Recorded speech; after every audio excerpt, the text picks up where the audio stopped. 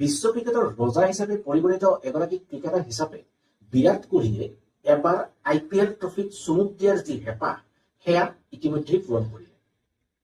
এতিয়াৰে পৰা অতি শান্তিপূৰ্ণভাৱে সুখনিদ্ৰাত মগ্ন হ'ব পাৰিব কিং কোহলীয়ে।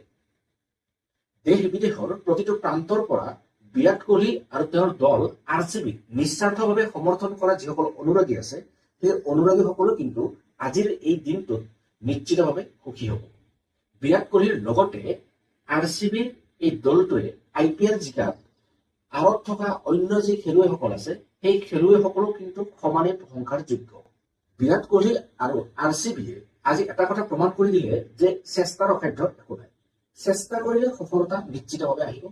হয়তো সফলতা অকণমান দেৰিকে আহিব পাৰে, কিন্তু চেষ্টা যদি আপুনি কৰে বা যদি চেষ্টা আমি কৰোঁ তেনেহ'লে চেষ্টাৰ যি ফল সেয়া আপুনি নিশ্চিতভাৱে লাভ কৰিব।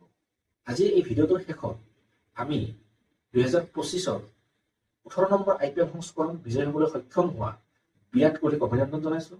লগতে তেওঁৰ দল RCBৰ প্ৰতিগৰাকী খেলুৱৈ আৰু ছাপোৰ্ট ষ্টাফক আমি অভিনন্দন জনাইছোঁ। লগতে RCBৰ প্ৰতিগৰাকী সমৰ্থক, প্ৰতিগৰাকী অনুৰাগীকে আমি বিশেষভাৱে অভিনন্দন জনাইছোঁ।